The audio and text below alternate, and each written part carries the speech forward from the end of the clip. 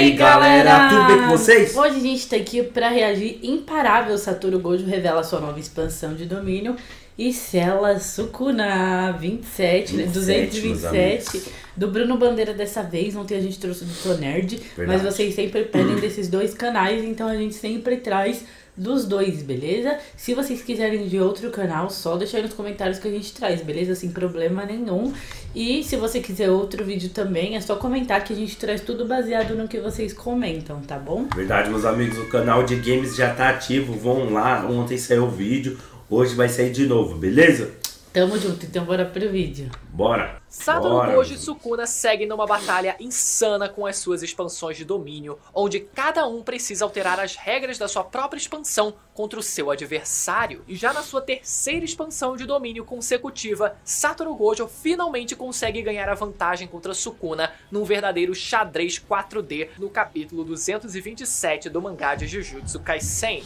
Galera, estamos de volta com o mangá de Jujutsu e o hype no homem não para. Mais um capítulo que termina com o Gojo na vantagem. Eu quero saber como é que o Sukuna ele vai responder a isso. E olha, de todos os capítulos dessa batalha, esse foi o capítulo que mais deu trabalho para preparar o vídeo, galera. Mas como sempre, a gente vai simplificar ao máximo e explicar todos os mínimos detalhes para ficar fácil para todo mundo entender. Então fica até o final para não perder nenhuma informação importante. E eu já aviso para vocês que eu não recomendo acelerar muito esse vídeo não, porque senão vai acabar tendo que voltar um pouquinho, porque vai acabar perdendo alguma informação, algum detalhe importante, beleza? Quem já foi inscrito aqui no canal pode chegar deixando o like aí embaixo para ajudar na divulgação do vídeo, e se você quiser ajudar na expansão desse canal, eu te convido a fazer parte dele se inscrevendo aí embaixo e ativando o sininho para não perder nenhum vídeo sobre a reta final do mangá e também sobre a segunda temporada do anime de Jujutsu, que tá logo aí, hein? Tá logo aí, então aproveita para se inscrever. Vamos lá então, galera. A gente viu no capítulo passado que o Gojo havia destruído parte do templo que reside dentro da expansão de domínio do Sukuna,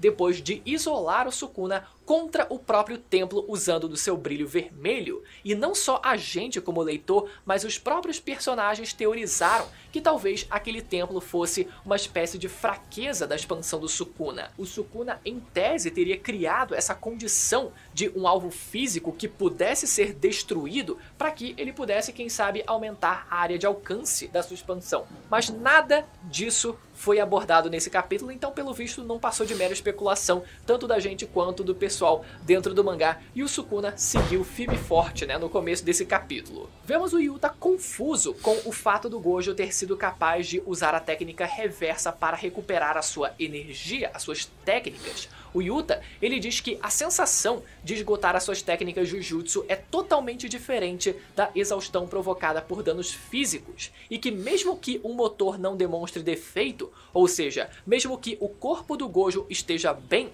se ele sobreaquecer, o motor vai funcionar de forma anormal e assim só vai poder esperar até esfriar. Ou seja, o Yuta ele sugere que não teria o que o Gojo fazer a não ser esperar até ele poder voltar a usar as suas técnicas. A gente viu lá no capítulo 179 que logo depois que um usuário usa a sua expansão de domínio, ele passa a ter dificuldade de usar as suas técnicas porque ele sofre uma espécie de burnout temporário. Mas basicamente o que o Gojo fez foi, ao invés de usar a sua energia positiva para curar os seus danos físicos, como ele vinha fazendo, né, ele usou a energia positiva para recuperar uma das suas técnicas inatas. A princípio pode não fazer sentido ele gastar energia positiva para poder recuperar energia se a gente for parar para pensar dessa forma. Trocaria 6 por meia dúzia ou até pior. Mas o Gojo ele deu um jeito de pelo menos recuperar o seu brilho vermelho através da energia positiva, pelo fato do brilho vermelho ser uma técnica que já utiliza de energia positiva como base. Então por isso que ele conseguiu esse atalho, né? E recuperou o seu brilho vermelho mais rápido e as outras técnicas não. Pelo menos essa é a minha interpretação que eu vejo para esse subtópico, mas eu acho que ainda é uma parte de toda essa batalha que tá aberta ainda a interpretações. Então eu quero saber a opinião de vocês também. Voltando ao capítulo, Sukuna, ainda com a sua expansão de domínio ativada, é provocado por Satoru Gojo a expandir ao máximo a área de atuação dos seus cortes, e nesse momento Satoru Gojo responde expandindo o seu domínio pela segunda vez. Satoru Gojo havia nesse momento alterado as condições do seu domínio, fortificando ainda mais a sua parte externa em troca de enfraquecer a parte interna para evitar que ela fosse quebrada pelos cortes externos do Sukuna. Todo mundo obviamente fica espantado que o Gojo conseguiu alterar as condições da sua expansão tão rápido assim, mas isso é algo que eu acho que assusta só os personagens de dentro do mangá mesmo, porque eu acho que nunca foi passada uma impressão de que mudar as condições dos seus poderes fosse algo difícil de fazer. Parece que é só você pensar e pronto. Pelo menos essa é a impressão que é passada pra gente. Satoru Gojo fica surpreso como Sukuna consegue usar a amplificação de domínio mesmo dentro da expansão de domínio, ou seja, uma técnica de barreira dentro de outra técnica de barreira. Lembrando que a amplificação de domínio é essa aura que envolve o corpo do usuário e serve para ultrapassar técnicas inatas como o infinito do Gojo, por exemplo, e que o Sukuna está usando. E vocês podem perguntar, tá, mas o Sukuna já não poderia ultrapassar o infinito do Gojo com os seus golpes só pelo Gojo estar dentro da sua expansão? Não, porque o Gojo ativou a sua expansão de domínio pela segunda vez, então nenhum acerto garantido vai acontecer até que uma barreira seja quebrada, uma expansão de domínio seja quebrada. Por isso, o Sukuna ele também está usando a sua amplificação de domínio para poder ultrapassar o infinito do Gojo, mesmo antes da expansão do Gojo quebrar e ele já poder ali aplicar uns golpes enquanto isso, né, antes da barreira dele quebrar. Teoricamente, a gente sabe que não se pode usar a amplificação de domínio ao mesmo tempo que se usa técnicas inatas. Então por que o Sukuna ele tá usando da sua expansão de domínio junto da amplificação de domínio? Isso porque técnicas de barreira como expansões de domínio não são técnicas inatas. O que seriam técnicas inatas nesse caso seriam os cortes do Sukuna provenientes do seu acerto automático dentro da sua expansão de domínio. E o capítulo menciona que quando as técnicas inatas estão imbuídas como parte da regra de uma expansão de domínio,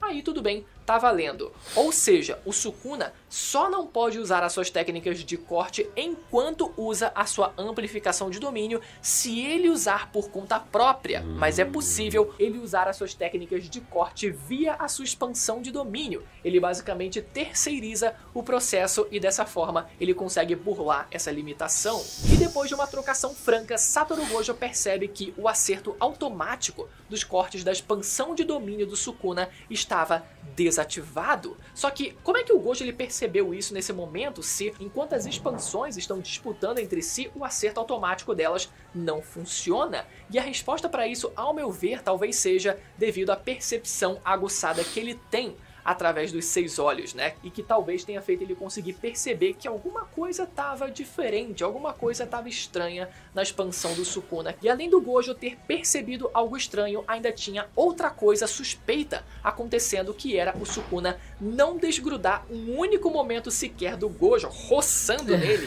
de todo jeito possível, a todo momento, e o Gojo tipo, mano, sai daqui, cara, pô, tem espaço, tu já expandiu o domínio aí, tamo aí com um monte de expansão, sai de perto.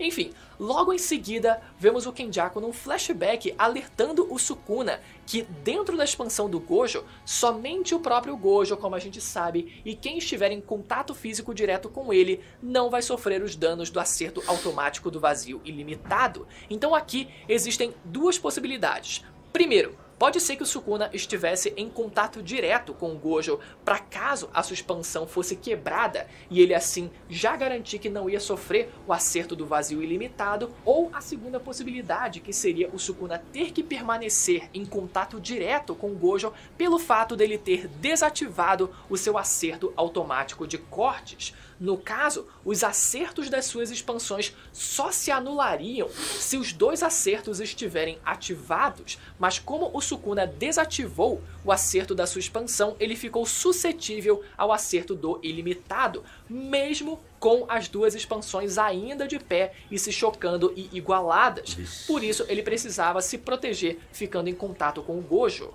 Então pode ser que esse seja o motivo para ele precisar se proteger ficando em contato com o Gojo, e por isso o próprio Gojo teria percebido que o seu acerto automático, né, da expansão do Sukuna estava desativado. E é nesse momento que entendemos o plano do Sukuna. É revelado pra gente que ele também tinha alterado as condições da sua expansão. Para fazer a sua expansão de domínio ficar ainda mais poderosa para essa ocasião, Sukuna removeu a condição do acerto automático do Santuário Malevolente em troca de aumentar ainda mais o poder da sua expansão do lado de fora do domínio, e por isso, mais uma vez, o domínio de Satoru Gojo é quebrado. E podemos ver Satoru Gojo voltando a ser cortado pelo acerto automático do Sukuna. Ué, mas ele não tinha desativado essa função de acerto automático? Como é que ele está executando aí? Pois é, pelo visto ele desativou só enquanto ocorria a disputa entre os domínios, ou pode ser que ele naquele momento estivesse usando seus cortes diretamente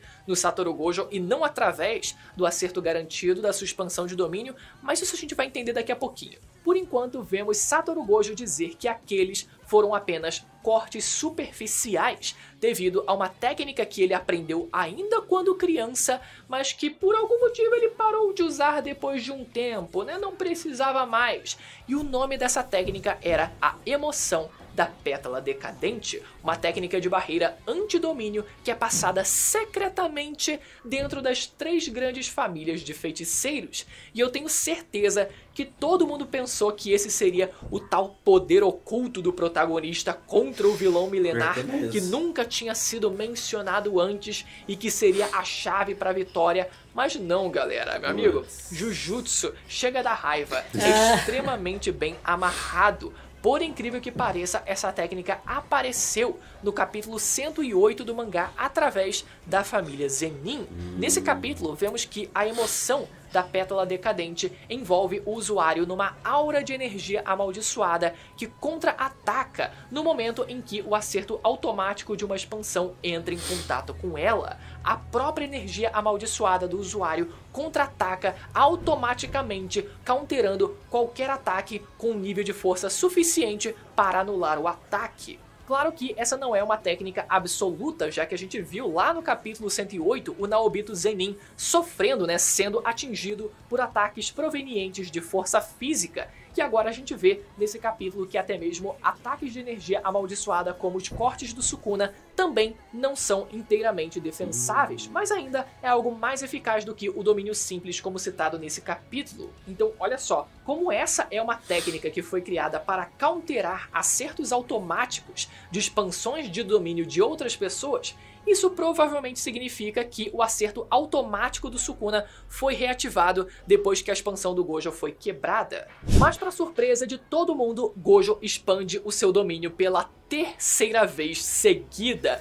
Sim, galera, finalmente temos a prova empírica do que havia sido dito na primeira temporada, que o Satoru Gojo é um dos poucos feiticeiros capazes de ativar a sua expansão de domínio mais de uma vez no mesmo dia. Só que dessa vez a sua expansão cobre uma área muito maior do que antes, para que ele fosse capaz de cobrir toda a área de atuação da expansão do Sukuna. Mas o risco levantado pela Mei Mei é que expandir um domínio desse tamanho diminuiria a precisão do domínio, tanto que dessa vez a expansão do Gojo aparece pra gente de forma transparente, como se estivesse mais fraca, diferente das outras vezes que a expansão dele era totalmente opaca. Só que algo estranho parecia acontecer com a expansão do Gojo. Aquela expansão enorme parecia cada vez menor, a ponto de ficar do tamanho de uma pequena bola. Ou seja, mais uma vez, Satoru Gojo alterou a condição do seu domínio para que ele pudesse aumentar e diminuir a sua expansão da forma que ele quisesse. Primeiro aumentando o tamanho da sua expansão e cobrindo toda a área da expansão do Sukuna, e depois comprimindo o tamanho da sua própria expansão a ponto dela ficar tão densa que seria impossível do Sukuna fugir. Ou pelo menos essa é a intenção de Satoru Gojo. Mas vale lembrar, que tudo tem um preço. Se o Gojo ele adquiriu uma vantagem como essa, isso significa que ele também deve ter tido que sacrificar alguma coisa que a gente só vai saber semana que vem.